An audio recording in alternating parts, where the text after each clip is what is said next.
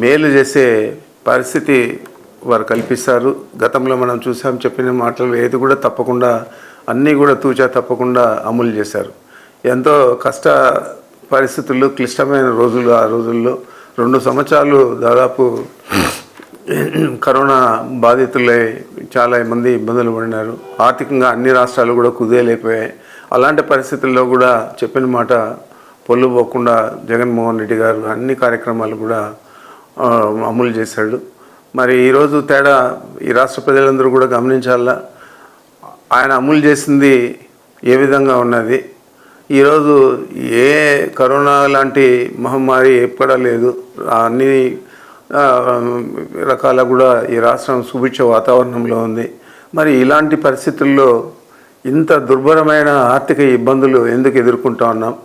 ఈ డబ్బు అంతా ఆయన పుంకాన అప్పులు చేస్తూ ఉన్నాడు. దాదాపు 2 లక్షల కోట్లు దాటిపోయింది.